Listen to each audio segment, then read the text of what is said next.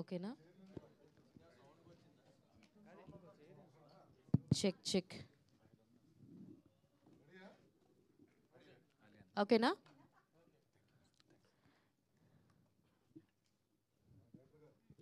Yeah, ఏంటంటే like మొత్తం సినిమాలో మీరు ఏదైతే ప్లాట్ చూపించాలనుకున్నారో అది బాగా ఎగ్జిక్యూట్ చేశారు.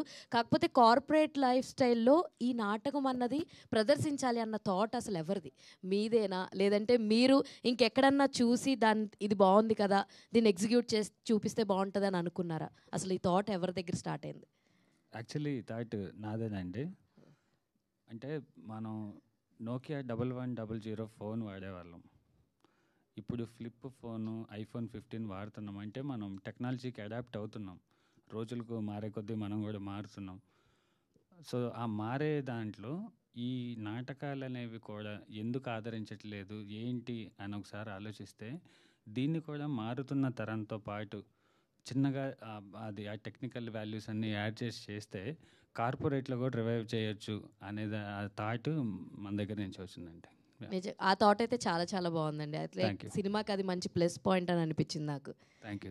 అభి గారు, మీ సీన్ ఏదైతే ఉందో అది చూస్తే ఒకసారిగా కిక్ సినిమాలో వేణుమాధవ్ గారు గుర్తొచ్చారు. రవితేజ గారు, అది పెళ్లి సీక్వెన్స్ ఏదైతే ఉంటుందో ఆ ఫైటింగ్ సీన్ కానీ, మీరు దెబ్బలు తింటాం కానీ, అలాంటివన్నీ కూడా ఒకసారిగా వేణుమాధవ్ గారిని గుర్తు చేశారనమాట. సో మీ క్యారెక్టర్ చెప్పినప్పుడు అలా ఏమన్నా గుర్తొచ్చిందా?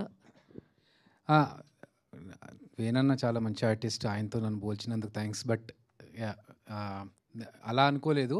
మాకు జబర్దస్త్లా కాకుండా ఒక ఫ్రెండ్ క్యారెక్టర్ లాగా ఉండాలి, కేరళ నుంచి వచ్చే గర్ల్ ఫ్రెండ్ అమ్మాయిని పెళ్లి చేసుకోవాలని ట్రాక్ చెప్పినప్పుడు చాలా ఎంజాయ్ చేసాము ట్రాక్ని. సేమ్ సిమిలర్ ట్రాకే కదా, ఇప్పుడు కంపేర్ చేసుకుంటే రెండు ఆల్మోస్ట్ సిమిలర్గానే ఉంటాయి, కొంచెం డిఫరెన్స్ ఉంటుంది అంతే ఫ్లేవర్లో. యా బట్ నేను నా స్టైల్లో చేశాను. మీకు వేణన్న గుర్తొస్తే ఇంకా హ్యాపీ నాకు. బట్ నిజంగా అండి, ఆ ఫైట్ సీక్వెన్స్ చేస్తున్నప్పుడు కానీ, లేకపోతే హీరో ఒక చిన్న బిల్డప్ ఇస్తే ఇంకా నేను కూడా కొట్టేద్దామన్న ఎమోషన్కి వెళ్ళిపోయి పక్కకు చూస్తే లీడ్ పారిపోయాడు హీరో. సో అవన్నీ నేను దెబ్బలు తింటూ ఉంటాను. చాలా ఎంజాయ్ చేసాము ఆ ఫైట్ సీక్వెన్స్ కానీ, రన్నింగ్ అవన్నీ కూడా. నిజంగా చాలా హ్యాపీ ఉందండి. అండ్ మీరు అలా కాంప్లిమెంట్ ఇవ్వడం కూడా చాలా హ్యాపీగా ఉంది. Thank you. All the very best అండి.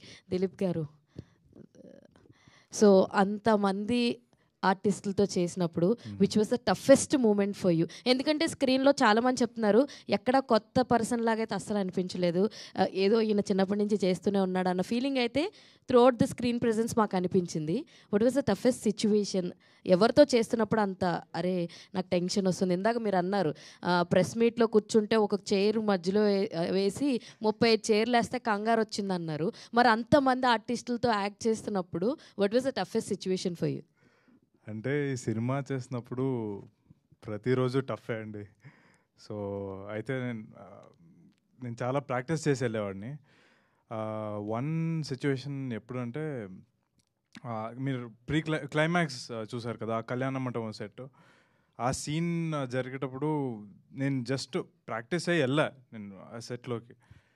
చూస్తే అందరు ఉన్నారు, Ali sir, Brahmanand sir, Prakash Raj sir అందరు ఉన్నారు. వాళ్ళందరినీ చూసి షాక్ అయ్యా. అంటే నా డైలాగులు మర్చిపోయా.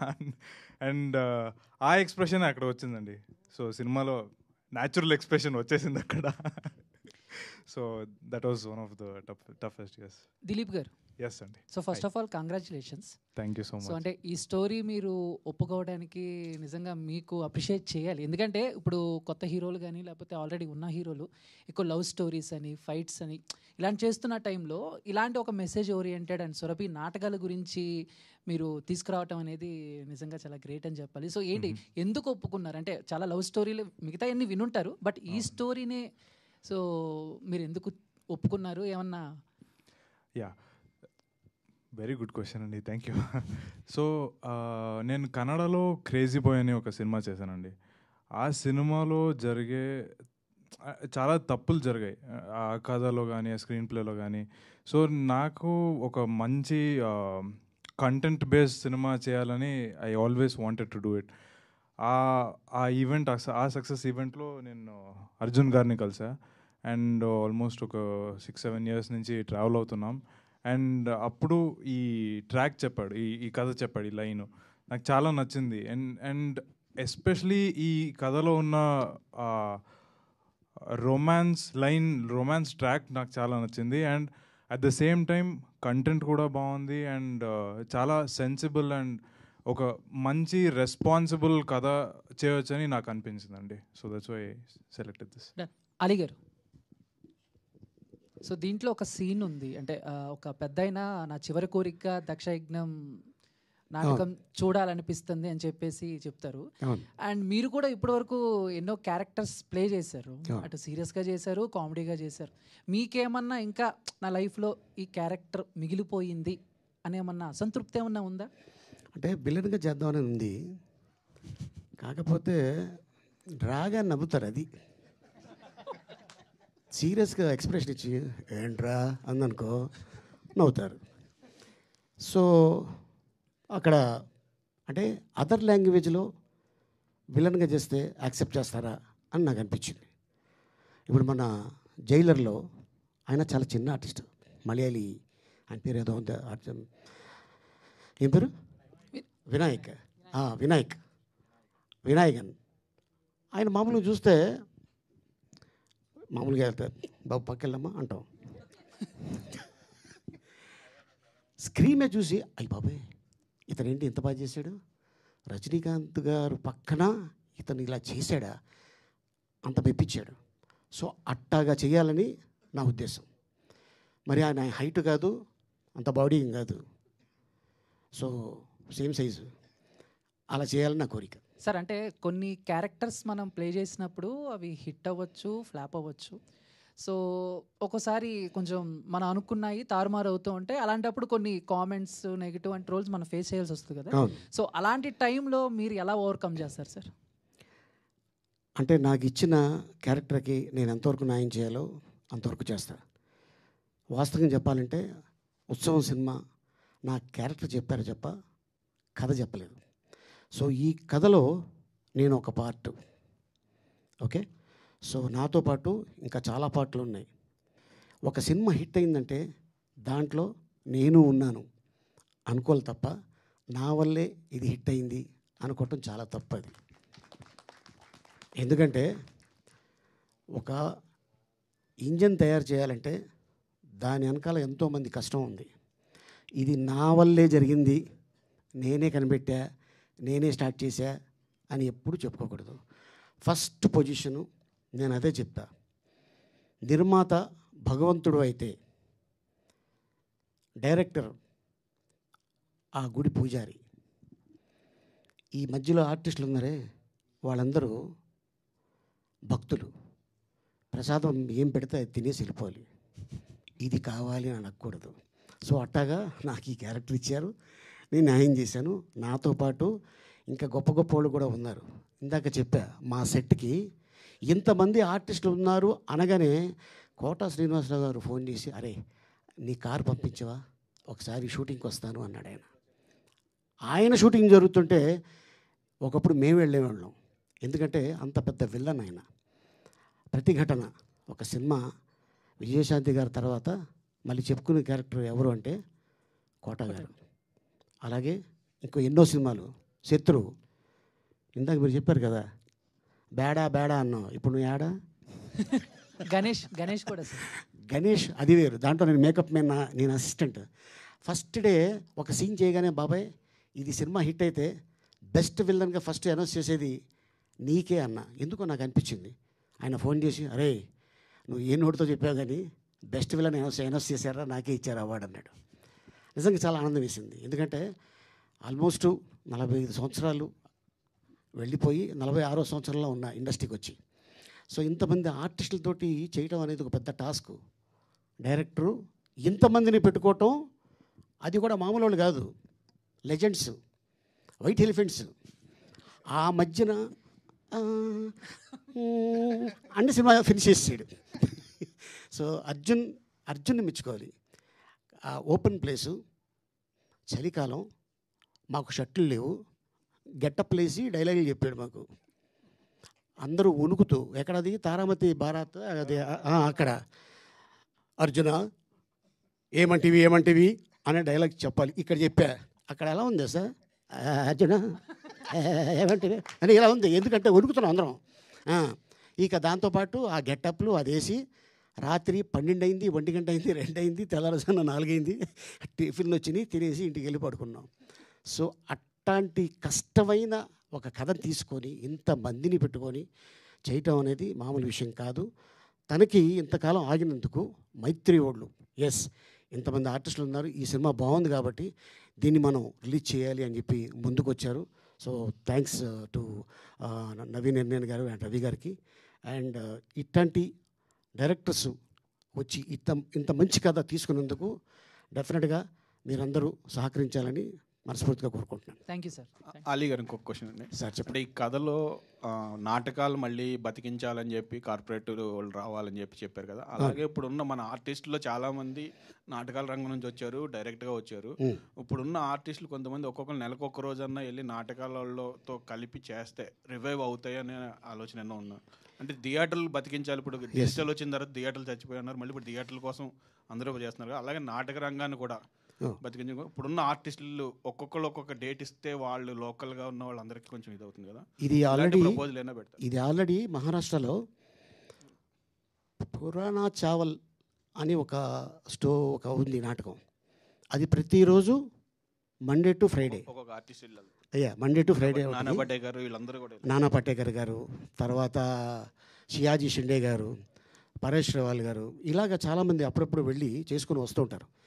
మనకు కూడా అప్పట్లో పద్మనాభం గారు కూడా వచ్చేవారు, అలాగే నాగభూషణం గారు, రక్త కన్నీరు వారు చేసేవారు. సినిమాల్లో చేసి బిజీగా ఉన్న రోజుల్లో ఏమీ ఆశించి కాదు, ఎందుకంటే వచ్చింది అక్కడి నుంచి కాబట్టి అది ఆ లోపల ఉంటుంది, ఆ ప్రేమ ఉంటుంది. సో అలాగా డెఫినెట్గా మెయిన్గా ఏంటంటే కళాకారుల్ని బతికించాలని ముందు వరుసలో ముందు వ్యక్తిని నేను. సో ఎందుకంటే వాళ్ళు కూడా మాకు ఈ ఇండస్ట్రీలో రావాలి, ఎదగాలి అని ఎప్పుడు ఉంటుంది. బట్ ఇప్పుడిప్పుడే వీళ్ళు ఉన్నారు, ఇంకా వీళ్ళతో మనం ఎందుకు చేయించకూడదని చాలామంది డైరెక్టర్లు ముందుకు వస్తున్నారు. సో వాళ్ళతో పాటు అదే లైన్లో ఉన్నాడు మా అర్జున్ సాయి కూడా. డెఫినెట్గా మీరు చెప్పినట్టు డెఫినెట్గా వెళ్తాం. Thank you. దిలీప్ గారు కంగ్రాట్స్ అండి, మీ క్యారెక్టర్ కూడా బాగుంది, సినిమా డీసెంట్గా ఉంది. చాలా మంది మీకు అంటే అప్రోచ్ ఎవరి దగ్గర నుంచి అని వచ్చిందా, సినిమా ఇండస్ట్రీ నుంచి కొంతమంది ఎవరైనా మీకు? అంటే ఇప్పుడా సార్ రిలీజ్ అయిన తర్వాత ఇంకా లేదండి. మీ ఫ్యామిలీ మెంబర్స్ వాళ్ళు మెచ్చుకున్నారు? ఫ్యామిలీ సారీ క్వశ్చన్ లేదండి, ఫ్యామిలీ సినిమా బ్యాక్గ్రౌండ్ లేదండి. మీ క్యారెక్టర్ గురించి మెచ్చుకుని మీకు సారీ యాక్చువల్లీ కాంప్లిమెంట్స్ గురించి అడుగుతున్నారు కదా. అవునండి, యాక్చువల్లీ చాలామంది అప్రిషియేట్ చేశారు. సో ఈవెన్ అందరూ ప్రీ రిలీజ్ ఈవెంట్ టైంలో బ్రహ్మానందం సార్ కానీ, రఘుబాబు సార్ కానీ, and even Anil Ravipudi sir, so వాళ్ళందరూ మన సినిమాని చూసి చాలా అప్రిసియేషన్ ఇచ్చారండి. నా పర్ఫార్మెన్స్ అప్రిసియేషన్ ఇచ్చారండి. Thanks sir. అలీ గారు, నా పేరు వెంకట్, ఎన్టీవీ సార్. సార్ ఈ సినిమాలు చూస్తుంటే స్టార్ కాస్ట్ చాలా ఎక్కువ మంది ఉన్నారు. ప్రకాష్ రాజ్ గారు, నాజర్ గారు, రాజేంద్ర ప్రసాద్ గారు, బ్రహ్మానందం గారు, మీరు ఇలా ఉన్నారు. కానీ ప్రమోషన్స్కి ఎవరు రాలేదేంటి సార్? అంటే చిన్న సినిమా అని రాలేదా, లేకపోతే అలాగే ఏంటి మరి బిజీగా ఉన్నారు అందరూ మేబీ బిజీగా ఉన్నారు. నాకు అర్జున్ ఫోన్ చేయగానే ఎవరెవరికి చెప్పావు అర్జున్ నువ్వు, సరే నీ తరఫున నువ్వు చెప్పావు, ప్రొడక్షన్ సైడ్ కూడా నువ్వు ఒకసారి ఫోన్ చేయించు, తప్పకుండా వస్తారు. ఎందుకంటే పెద్ద సినిమా చిన్న సినిమా అని ఆర్టిస్ట్కి నాకైతే ఆ ఫీలింగ్ లేదండి. ఎందుకంటే మేబీ షూటింగ్ అవుట్డోర్లో ఉండి రాకపోవడం కారణం అయి ఉంటుంది, అంతే తప్ప దాని గురించి. అంటే సినిమా రిలీజ్ అయ్యి దాదాపు 5-6 రోజులు అవుతుంది, కానీ అంటే ఏ ఆర్టిస్ట్ కూడా కనపడలేదు, వీళ్ళే కనిపిస్తున్నారు, మీరే ప్రమోషన్లో ఉంటున్నారు. అలాంటి వాళ్ళు ఉంటే సినిమా చిన్న సినిమా కొద్దిగా ఎంకరేజ్మెంట్ ఉంటుంది కదా. ఎస్. సో డెఫినెట్గా మరి వాళ్ళు నాజర్ గారు ఒక వీడియో పెట్టారు, తర్వాత మిగతా ఆర్టిస్టులు మేబీ షూటింగ్ ఉండడం అర్జున్ అంతేనా బిజీగా ఉంటాం వల్ల అంతే. ఇందాక ఒక మాట అన్నారు, నా వల్లే సినిమా ఆడింది అని గొప్పగా చెప్పుకుంటారు కొంతమంది, నా వల్లే అదే అంటారు. మరి ఈ రోజుల్లో చూస్తుంటే చాలామంది హీరోలు మా వల్లే సినిమా సక్సెస్ అయింది అని రెమ్యునేషన్ పెంచుకుంటుంటారు. మరి అలాంటి వాళ్ళ గురించి మీరు ఏం చెప్తారు సార్? అదే చెప్తున్నాను కదా సార్, ఇప్పుడు ఒక ఇంజన్ తయారు చేయాలంటే చాలామంది ఉంటే కానీ ఆ ఇంజన్ తయారవుతుంది. సో అలాగా ఎవరు కూడా స్టేట్మెంట్ ఇవ్వరే, అలాగా తెలుగు ఇండస్ట్రీలో ఎవరు కూడా అలా స్టేట్మెంట్ ఇవ్వరు. ఎవరు కూడా. స్టేట్మెంట్ ఎందుకంటే అంటే ఎందుకంటే చెప్తానండి, ఎందుకంటే ఇంతమంది ఆర్టిస్టులు ఉంటే, ఇంతమంది టెక్నీషియన్ ఉంటేనే, 20 క్రాఫ్ట్స్ ఉంటేనే ఒక సినిమా నడుస్తుంది. అంతే తప్ప ఏ హీరో కూడా ఎప్పుడు కూడా అలా చెప్పుకోలేదే. చెప్పుకోరు, కానీ నిర్మాత దగ్గర డిమాండ్ అయితే చేస్తారు కదా. ఓటీటీ నా సినిమా నా వస్తుంది, శాటిలైట్ నా వల్లే పెరుగుతుంది, థియేటర్స్ ఎక్కువ నా వల్లే, ఓపెనింగ్ కూడా మా వల్ల వస్తాయనేసి అంటున్న పరిస్థితి ఉంది ఈ రోజులలో. అంటే ఈ క్వశ్చన్ నన్ను అడగకుండా మీరు అడిగితే బాగుంటుందేమో. కంపల్సరీ వాళ్ళని కూడా అడుగుతాం. కాకపోతే ఇప్పుడు మీరు చెప్పారు కాబట్టి మీ ద్వారా అయినా వాళ్ళకి కన్వే అవుతుందని డెఫినెట్గా అండి, డెఫినెట్గా. ఎందుకంటే ఒక గొప్ప వ్యక్తి అయ్యామంటే దాని వెనకాల ఎంతో కష్టం ఉంటే కానీ అవరు, అంతే. సో నేను చెప్పేది, సో అందులో నేను కూడా ఒక పార్ట్ అనుకోవడం అంతే నాకు తెలిసి. మీకు ఇక మొత్తం అలీ గారి సినిమాకైనా లైఫ్ మొత్తం మళ్ళీ అంటే తర్వాత ఏమైనా మళ్ళీ టర్న్ అయ్యే అవకాశం ఉందా అన్న? మీరు సినిమా చెప్తున్నారు చెప్పండి, రేపు వస్తాను. సినిమాలు తీసేవాళ్ళు సినిమా సార్, మళ్ళీ పొలిటికల్గా ఎవరన్నా అవకాశం వస్తే అంటే ఇప్పుడు మళ్ళీ మీరు నన్ను అడుగుతున్నారా వెనకాల మిమ్మల్ని అడుగుతున్నాను, ప్రకాష్ రాజ్ గారిని అడుగుతున్నారా? లేదు మిమ్మల్ని అడుగుతున్నాను సార్. ఒకవేళ మళ్ళీ మీరు పవన్ కళ్యాణ్ గారి దగ్గర తీస్తే వెళ్తారా అవకాశం ఉంటే? అంటే మీరు రాజకీయంగా కాకపోయినా సినిమాలో ఆయనతో చేయాలనుకుని అలా చేస్తున్న సందర్భంలో సార్ ఎందుకు చేయం సార్, మేము ఉన్నదే దానికోసం.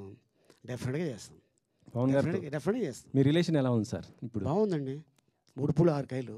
ఇద్దరితో 3 పూలు, మీరు ఇంకో కాయ కూడా ఇవ్వండి, ఇంకో పూలు కూడా ఇవ్వండి. అంతేనా? Okay sir, okay. గిరి గారు, అర్జున్ గారు సార్ ఇక్కడ. హాయ్. Hello sir. సార్ మీకు మిగతా వెంకట్ గారు, యాక్చువల్లీ మన సినిమాలో ఇంతమంది ఉన్నారు, ఒక్కొక్కళ్ళు ఒక్కో ఈవెంట్కి వస్తున్నారు సార్. అందరూ ఒక ఈవెంట్ రాకుండా ఫస్ట్ నుంచి కూడా ఎల్బి శ్రీరామ్ గారు, మీరు టీజర్లను చూసుంటే ఎల్బి శ్రీరామ్ గారు వచ్చారు, మొన్న ప్రీ రిలీజ్ ఈవెంట్కి రఘుబాబు గారు అందరూ వచ్చారు బ్రహ్మానందంగా, ఇప్పుడు ఆలీ అన్న వచ్చారు, నాజర్ గారు వచ్చారు, రేపు ప్రకాష్ రాజ్ గారు వస్తున్నారు, అది మళ్ళీ మనం కలుస్తున్నాం ప్రెస్ మీట్కి. అలాగే అందరూ వస్తున్నారు డేట్స్ని బట్టి. అదే సార్, ఇందాక క్లైమాక్స్ చూస్తుంటే వాళ్ళందరూ చూసేటానికి బెలే ఉంది మొత్తం కాంబినేషన్. అంతమందిని ఒకే వేదిక మనం చూడలేము. 6 నెలలు పట్టింది సార్ అంతమందిని ఒక దగ్గర తీసుకురావడానికి. ఒక క్లైమాక్స్ అంత కాంబినేషన్ సెట్ చేయడానికి 6 months అబోనే పట్టింది సార్ ఆ ఫ్రేమ్ అలా పెట్టడానికి. సో ఇక్కడ అంతమంది ఉండాలన్నా కానీ ఇంకో 6 నెలలు అయింది, లోపు సినిమా అయిపోతుందేమోనని 1 by 1 పిలుచుకుంటూ వస్తున్నాను సార్. అర్జున్ గారు హాయ్ అండి. Yes hi sir. జనరల్గా నాటకాలు ప్లే చేయడం అనేది చాలా కష్టం, ఎందుకంటే దానికి ఇన్వాల్వ్ అయిన వాళ్ళకి తెలుసు దానికి కనుక కష్టం ఏంటనేది. అండ్ మీరు పర్టికులర్గా నాటకాల సైడ్ నుంచి వచ్చి ఇప్పుడు ఈ ఫిల్మ్ డైరెక్ట్ చేయడానికి మీ ఎక్స్పీరియన్స్ ఏంటి? నేను కరెక్షన్ సార్, నేను నాటకాల సైడ్ నుంచి రాలేదు సార్. నాకు నాటకాలకు అసలు ఎటువంటి సంబంధం లేదు, ఈ సినిమాతోనే సంబంధం. ఓకే, బట్ తెలియపోయినా ఇంత మంచి స్క్రిప్ట్ తీసుకోవడానికి రీజన్ అది ఇప్పుడు నేను ఒక్కొక్కళ్ళు ఒక్కొక్క ఫస్ట్ ఫిల్మ్ చేస్తున్నప్పుడు నేను ఈ లవ్ స్టోరీ చేస్తాను, ఈ యాక్షన్ స్టోరీ చేస్తాను, ఈ హీరోతో చేస్తాను అన్నారు, నేను ఈ కథతో చేద్దామని అనుకున్నాను అంతే సార్. ప్రొడ్యూసర్ గారు హాయ్ సార్. మీకు అంటే అర్జున్ గారి స్టోరీ నెరేట్ చేసినప్పుడు మీరు యాక్సెప్ట్ చేయడానికి తీసుకున్న మెయిన్ స్టాండ్ ఏంటి సార్? ఈ కథ చెప్పిన తర్వాత నాకు మంచి చాలా బెస్ట్ స్టోరీ ఉంది, ఇది లవ్ స్టోరీ ఉంది, మొత్తం ఇంత ఆర్టిస్ట్ ఉంది, అంత మొత్తము ఇంత ఆర్టిస్ట్లో చేస్తే బాగా అవుతుంది.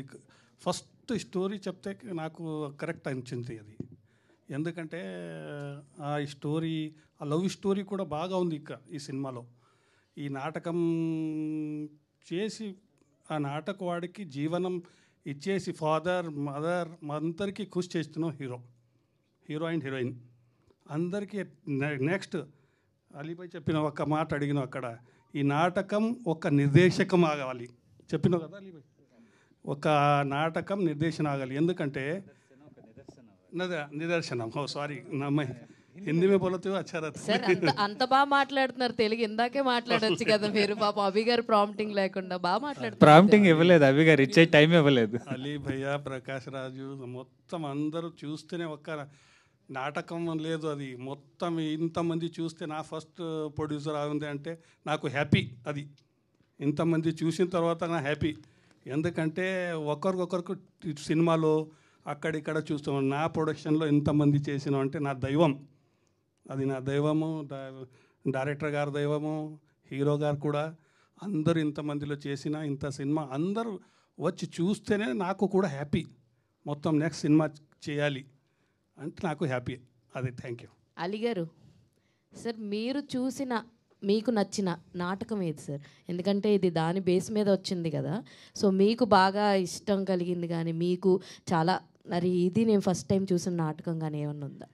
నేను రాజమండ్రిలో దసరా వినాయక చవితికి చాలా చాలా చోట్ల ఉంటాయి.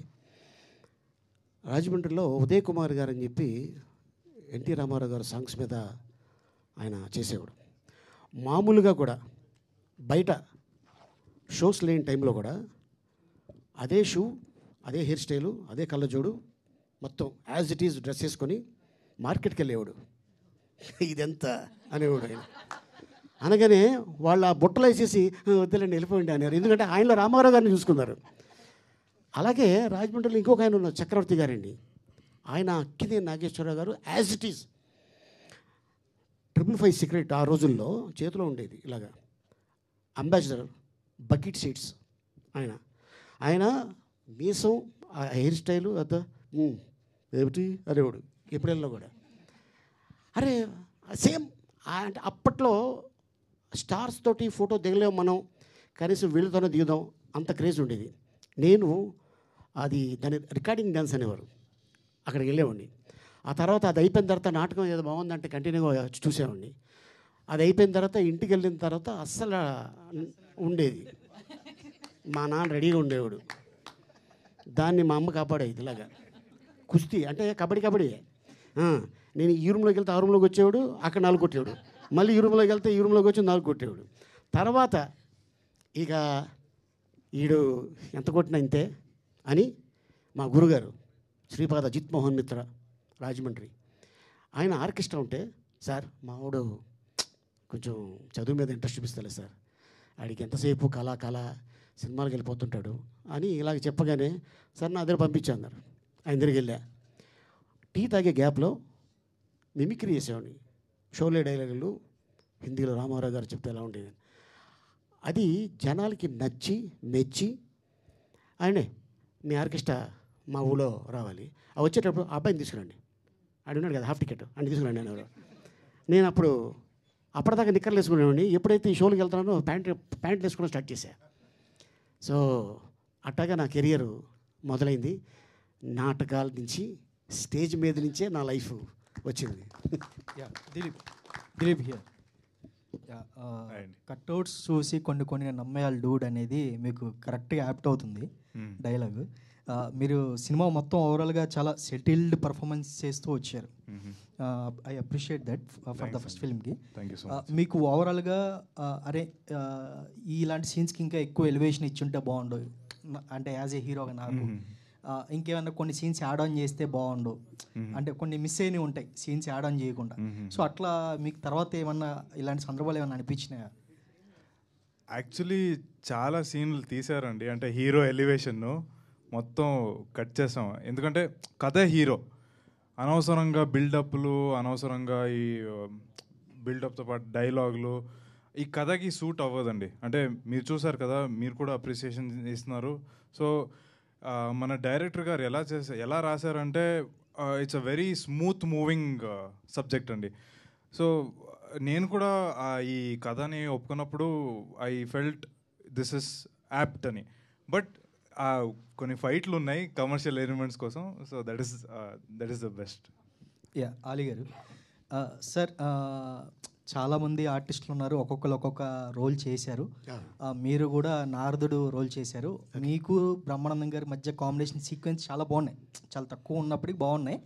అంటే మీకే నారదుడు గెటప్ ఇవ్వడానికి మెయిన్ రీజన్ మీరేమనుకుంటున్నారు? అలాగే వేరే ఆర్టిస్టులు వేసిన రోల్స్లో మీకు ఏదైనా క్యారెక్టర్ అరే ఇది చేస్తే బాగుండేమో అనిపించిందా మీకు ఏమన్నా? నాకు ఇప్పుడు అలా అనిపించదండి.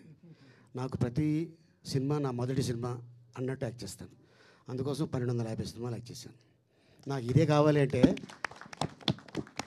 మళ్ళీ కలుస్తామమ్మా అని చెప్తుంది. యా డైరెక్టర్ గారు. సార్ అంటే సినిమాలో హైలైట్ మూమెంట్స్ చాలా ఉన్నాయి. బట్ స్పెసిఫిక్గా ఏంటంటే పెళ్ళితో ముడిపెట్టి సినిమా కథ తీయడం అనేది ఎక్స్ట్రాడినరీ. చూపించిన విధానం చాలా బాగుంది.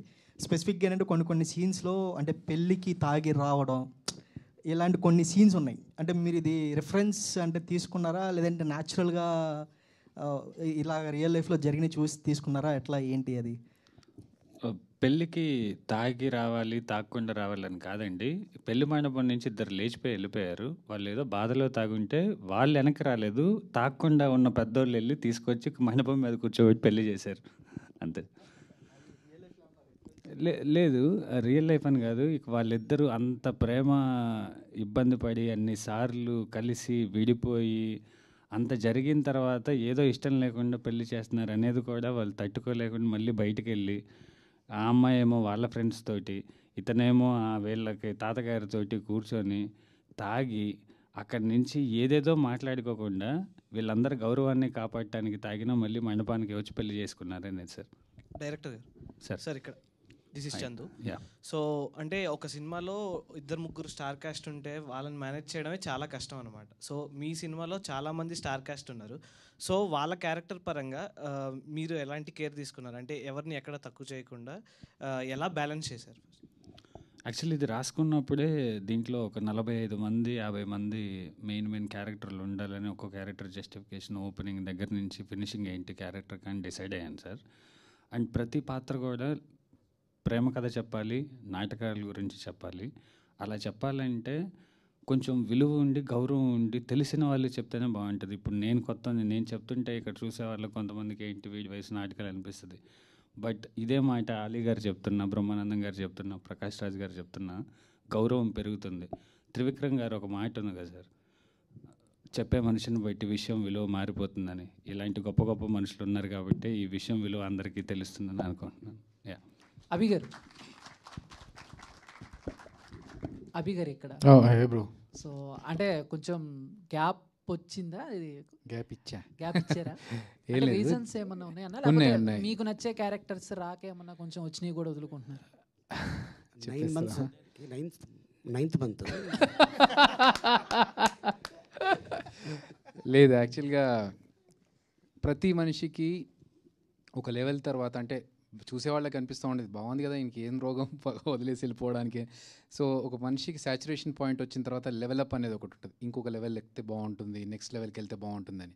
సో అలా ఆల్మోస్ట్ 10 years జబర్దస్త్ చేశాను కదా, నెక్స్ట్ ఇంకో లెవెలప్ చేయాలి, ఇంకా మనకు ఇంకా పేరు తెచ్చుకునే ఇంకోటి ఏదైనా చేయాలి అనే దాంట్లో నా డైరెక్షన్ ప్రయత్నాలు, సినిమా ప్రయత్నాల కోసమని బయటకు వచ్చాను. అందుకనే గ్యాప్ వచ్చింది. ఆ గ్యాప్లో ఇప్పుడు నేను సినిమాలు చేస్తున్నాను. ఈ ఉత్సవంతో పాటు ఇంకో 4 సినిమాలు చేస్తున్నాను.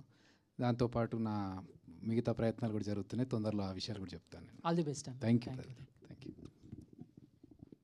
సార్ డైరెక్టర్ గారు సార్ ఇక్కడ సార్, మీరు ఇందాక నాటకాల గురించి తెలియదు అని చెప్పారు సార్. మీరు తీసుకున్న వాళ్ళందరూ 90% స్టేజ్ డ్రామా ఆర్టిస్టులే. ప్రకాష్ రాజ్ గారు కానీ బ్రహ్మానందం గారు, వాళ్ళతో వర్క్ చేయడం ఎలా అనిపించింది? ఎందుకంటే సామాన్యులు కాదు, స్టేజ్ మీద చేస్తారు. ఏమాత్రం కొంచెం మీరు తడబడినా కూడా వాళ్ళతో రిస్కే.